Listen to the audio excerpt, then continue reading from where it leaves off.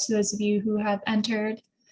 Welcome to AMWA After Hours, the Ashcan School in the West. The Ashcan School, also known as the Eight, was a group of 8 artists who arranged a show together in 1908 at Macbeth Galleries in New York City. These 8 artists were all frustrated with the amount of control establishments like the National Academy of Design exerted over how artists could exhibit their work. Both names, the 8 and the Ashcan School, come from press and art historical coverage of the show. The artists involved never selected a name for themselves and only exhibited collectively for this one show.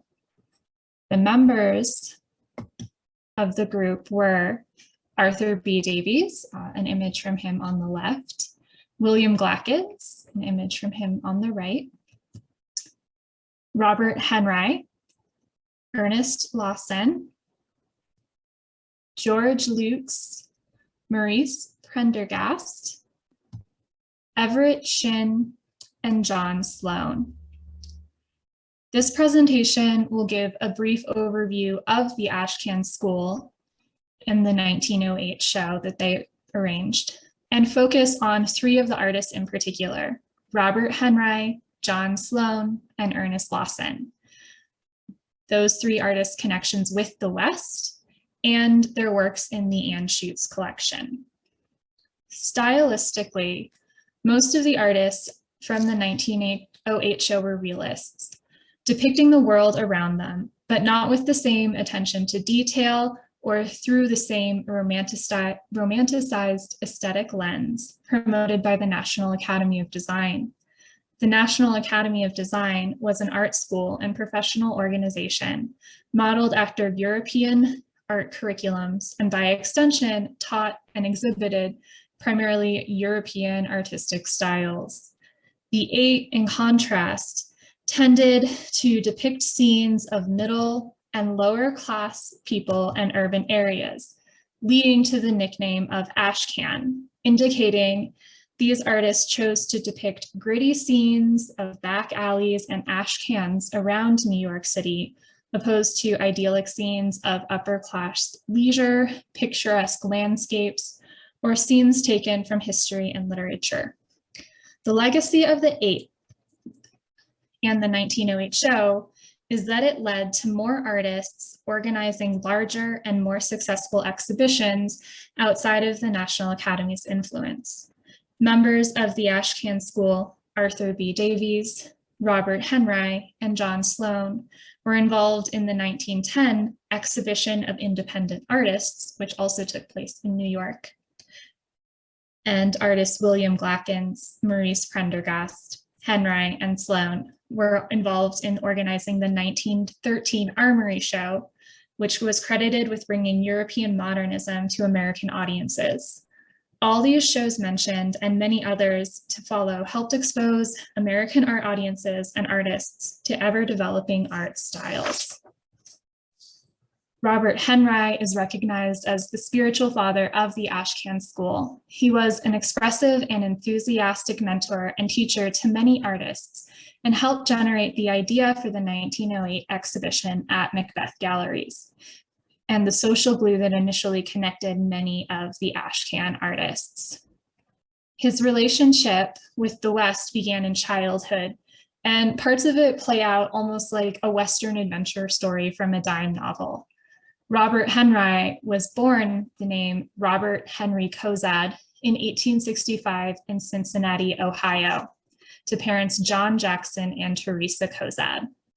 John Cozad had a history of gambling and real estate speculation, and in 1872, he founded the town of Cozad, Nebraska, and the family moved out there. The town never grew as big or as prosperous as John envisioned, being predominantly agricultural and surrounded by ranch land. Robert spent his childhood attending boarding schools in Cincinnati, then in Denver, and his summers in the western frontier town of Cozad. As he grew older, Robert would design advertisements for the town and print and sell greeting cards there. In 1883, his father, John, got into an altercation in the town, shooting another man in self-defense. Though he was ultimately cleared of all charges, he moved his family to the East Coast to escape the scandal, and they all assumed new names. John Jackson and Teresa Cozad became Mr. and Mrs. Richard H. Lee. Robert Henri Cozad became Robert Earl Henri, and his older brother, John A. Cozad, became Frank L. Southern. The Lees claimed that Robert and Frank were their foster children. Henri chose a French spelling for his new last name, but the Americanized pronunciation of Henri. In his adult life, Henri was very vague about his childhood, the details of his Wild West upbringing coming to light only after his death. In 1886, Henri enrolled at the Pennsylvania Academy of Fine Arts, where he studied under noticed realist painter Thomas Anschutz, who bears no relation to the museum's collector. He studied at the Académie Julian in Paris from 1888 to 1891, returning to Philadelphia and starting his art teaching career at the Philadelphia School of Design for Women in 1891. Henri continued teaching art most of his adult life at various institutions, including one he founded and ran himself, the Robert Henri School of Art in New York City from 1909 to 1912. In 1892, Henri met John Sloan, a young artist illustrating for newspapers in Philadelphia, who in turn introduced Henri to his fellow newspaper illustration colleagues, William Glackens, Everett Shinn, and George Lukes. The five became friends, meeting regularly to discuss topics such as art, politics, and ethics in Henri's studio. Henri encouraged his friends to spend more time painting over illustrating.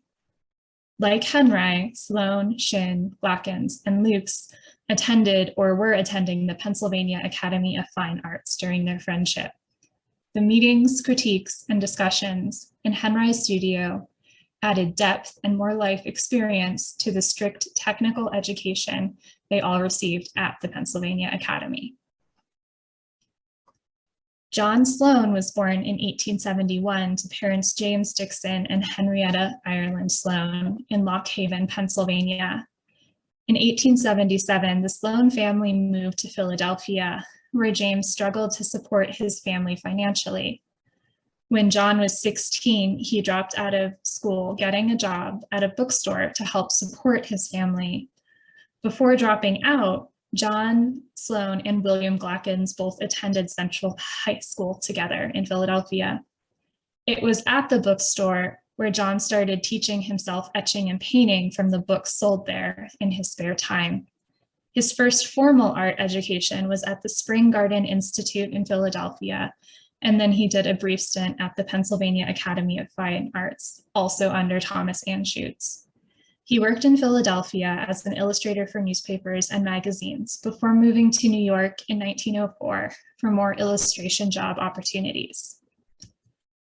By 1904, all five of the eight who were from Philadelphia, Henri, Sloan, Glackens, Shinn, and Lukes, had moved to New York City. Sloan, Glackens, and Shinn continued to work in illustration while also trying to create and exhibit more of their paintings. By 1900, Lukes had transitioned almost fully from illustration to painting. Henri focused on teaching and painting. As a teacher, he encouraged his students to sketch and paint what they saw around them, encouraging them to work from quick sketches and memory, as opposed to scenes with models posed in a studio. This idea of painting the world around them was a large uniting factor for the Ashcan School, since most of these artists, and by extension many art students, lived, studied, and worked in lower rent areas. The New York City they experienced was the gritty, crowded, lower and middle class spaces, more so than the groomed, composed, upper class leisure spaces or constructed studio scenes the National Academy of Design seemed to favor.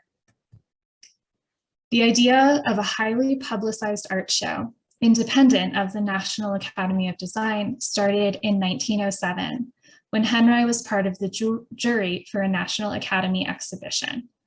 The National Academy juries would review submissions, selecting which pieces would be in the show at all, and then where those pieces would be hung.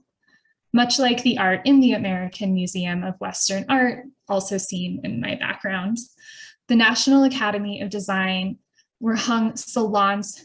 The shows of the National Academy of Design, that is, were hung salon style with paintings stretching floor to ceiling and wall to wall.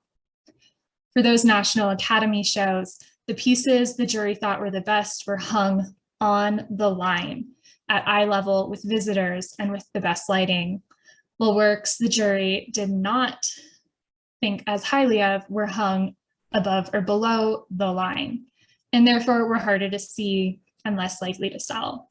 At the American Museum of Western Art, we don't necessarily hang the best of our paintings, quote, on the line. Our positioning of paintings has more to do with fitting as much of the collection on the walls as possible. However, in 1907, Henri was furious watching his own art and that of his friends and his students being relegated, quote, above the line, not in prime viewing position, or outright rejected. After Henri's experience on the jury for the National Academy show, he discussed with some of his longtime friends from Philadelphia, as well as some friends the former Philadelphia artists had made since coming to New York, Arthur B. Davies, Ernest Lawson, and Maurice Prendergast, this potential of organizing their own show. A little bit on Ernest Lawson. He was born in Halifax, Nova Scotia in Canada in 1873 and moved to Kansas City, Missouri with his family at a young age growing up there. He started his art education at the Kansas City Art Institute before moving to New York City in 1891 to study at the Art Students League under the Impressionist artist John Henry Twachtman. He also studied during the summer with Twachtman and at his summer school in Coscob, Connecticut. In 1893, Lawson studied at the Académie Julian in France, where he got even more exposure to Impressionist works, especially those of Alfred Sisley. He returned to New York, meeting and befriending Glackens, and by extension, the other artists who would eventually become the Eight. In regards to the 1908 show, Henri, Sloan, and Davies were most involved in organizing it by finding an exhibition space, collecting money for expenses, producing ads, and a show catalog. Each artist in the show selected and hung his own work, as opposed to submitting it to a jury who would decide what would be included and where it would hang, as with the National Academy shows. The group found a gallery owner, William Macbeth, willing to rent them space at his Macbeth Galleries. The show itself ran February 3rd to 15th of 1908, opening shortly after the National Academy of Design show, which ran December 14th, 1907 to January 11th, 1908. The group was strategic in publicizing the show and drew a large crowd and a lot of critical reviews. Some were good, some were bad as far as the reviews went. Some artists even managed to sell some of their work. Henri, Lukes, Lawson, Shin, and Davies all found buyers for at least one of their pieces on display. This group that came to be known as the Eight, or the Ashcan School, from the reviews and scholarship on this show, never exhibited in this exact group again, but continued to participate in organizations and shows independent of the National Academy, and sometimes even did exhibit their artwork in National Academy shows. Their artistic styles at the time were unusual to our audiences of the early 20th century, but perhaps not so much to us in the early 21st century, especially compared with more European modernist styles like Cubism that came to the US a little later. Part of the shock was the subject matter, the gritty scenes of everyday people going about their everyday lives, such as this piece, Breadline by George Lukes, opposed to refined scenes of upper-class leisure and idyllic landscapes like Edward Potthast's Grand Canyon. And Potthast was one of the artists who participated in the 1907 National Academy of Design show.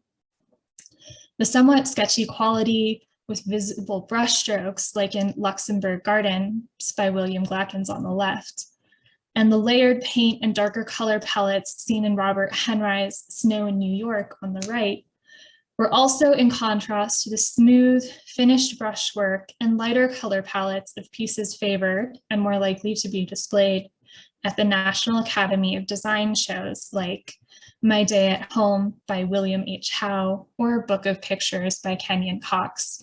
Again, Howe and Cox participated in that 1907 National Academy exhibition.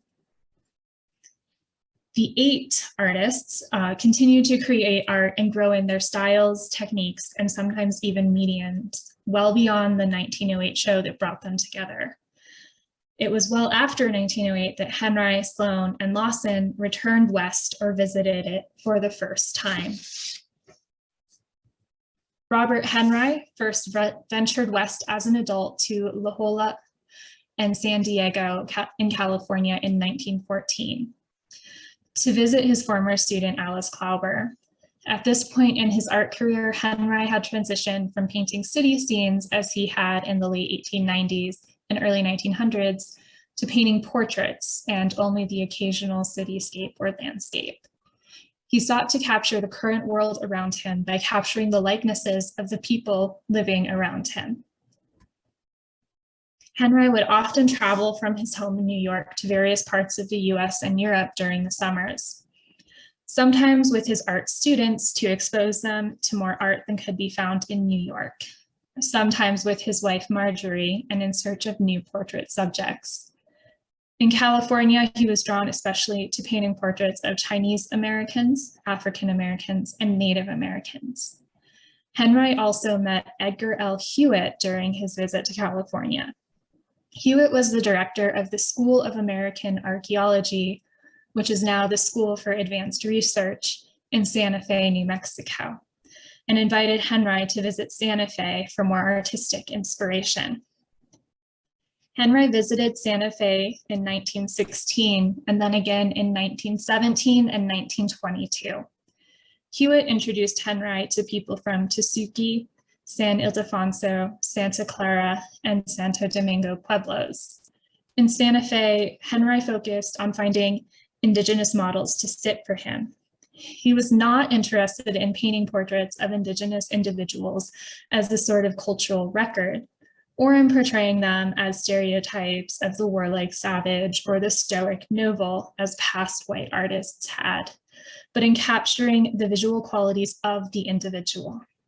Though Henri claimed to seek out only the individual and portray the universal humanity of all his sitters, he sometimes fell into visual stereotypes associated with certain groups, such as certain facial features or clothing choices, in order to display both a model's unique traits and universal humanity. Henri sought models he felt were dynamic and interesting and willing to pose for him, regardless of the model's racial background or geographic location. Some models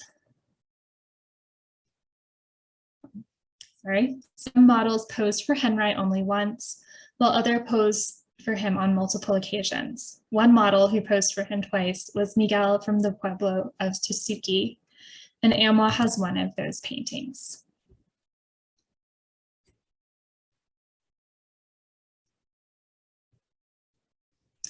In this portrait from 1917, titled Miguel of Tusuki, we see aspects typical of Henri's portraiture at the time, namely a lightening of his color palette compared to a lot of his Eastern works, and the incorporation of Southwestern geometric textiles. In this case, Miguel is wearing the textile. Common through most of Henri's portraiture and seen in this work is a simple background so as not to distract from the sitter. A bit unusual for Henri is to paint a model in profile as he did here. Henri preferred to paint models straight on or slightly turned to better capture the emotion and character in the person's eyes. Now, to compare Henri's art style to that of another artist who traveled west, Inger Irving Kaus, who's also in the Anschutz collection, and was part of the National Academy of Design show in 1907. We see in this painting by Kaus, Return of the War Party from circa 1910, a more romanticized portrayal than in Henri's portrait. It depicts figures in a scene that Kaus probably posed in his house studio, which was very typical for him to pose models and paint in a studio space. The colors have a more pastel cast and are more blended to create a softer sense of light than the stark layering of paint and depiction of light in Henri's Miguel of Tusuki. Though after 1922, Henri did not return to the West in his summer sojourns, his collection of portraits of Western residents remain a significant part of his oeuvre. He also left a lasting impact of Western American art by encouraging many of his artist friends and students to travel west for themselves, including John Sloan. Sloan ventured west for the first time in his life on December of 1911 to Omaha, Nebraska for a portrait commission. He did not enjoy his winter in Nebraska and stayed only as long as it took to finish the commission of 2 portraits for the Storrs family before returning to New York. Sloan had a decidedly better Western experience in 1919 when he and his wife Dolly and their friends Randall and Florence Davy took a road trip from New York to Santa Fe. They were all immediately taken with the stark, expansive landscape around Santa Fe. Dr. Hewitt, who had first invited Henri to New Mexico, also arranged for free studio space for Sloan and Davy. Sloan would return to Santa Fe almost every summer for the rest of his life. This practice of traveling and painting during the summer, then returning to a large eastern city like New York, was a common one for artists in the early 20th century, especially for artists like Henri and Sloan, who were also art teachers. The summers away allowed artists to explore and paint new subject matter while leaving behind the stresses of the city. The fall, winter, and springs in the city provided time for art classes, whether they were teaching or attending those classes, to show in exhibitions, and build relationships with potential buyers and other artists. While summering in Santa Fe, Sloan would paint scenes of the people and the land of New Mexico, taken with the landscape and the unique blend of Hispanic, Indigenous, and Anglo cultures he witnessed there. Sloan painted both landscapes, scenes of Santa Fe, and the surrounding pueblos, often working from memory as he had learned to do back when he was a young newspaper illustrator. In his Western scenes, he aimed for a similar straightforward presentation of the people and the area surrounding them as he did with his city scenes, trying not to stereotype or sentimentalize the people he painted as so many white artists did when painting Indigenous subjects. An exception to Sloan's effort not to paint people as stereotypes would be his 1920 tongue-in-cheek painting titled Southwest Art. This satirical scene of house-based artist Julius Rolschelman painting an Indigenous model posed with a war bonnet points out some of the common visuals we see in 20th century Southwestern art. Romanticized scenes of stoic Native Americans wearing generalized Indigenous clothing under a sunny expanse of Western sky. The scene also hints at how some of this typical imagery came about, with the artist behind the canvas directing it all. Painting primarily from memory allowed Sloan to capture action and energy, such as in El Gallo, a scene at Santo Domingo Pueblo of an equestrian game adopted from the Spanish. Loosely translating to the rooster, El Gallo wrote about this painting in his, Sloan wrote about this painting, El Gallo, in his book, Gist of Art, which was originally published in 1939. Quote, "An equestrian game of Spanish origin, a great favorite with the Pueblo horsemen. A chicken strung between 2 poles is it," end quote. I could not find more information on this type of game beyond Sloan's own words. And so I have to take his word for it. The painting displays Sloan's ability to capture and convey action. His visible brushstrokes help illustrate how so much dust kicked up would create a haze over the area. He uses buildings and land to help indicate scale, but does not necessarily keep every person and horse to true scale, focusing more on the implied movement of people and animals through the space. He contrasts the primarily tan ground, buildings, and dust clouds with the colorful clothing of the spectators sitting atop buildings to stay out of the fray. After the 1913 Armory Show, Sloan started experimenting more with color in his work. And like Henri, his palette lightened considerably in his Western paintings, reflecting the differences in light between East and West, urban and rural. Whoops. I'm sorry about that. I skipped to the end of my presentation, which I did not mean to do.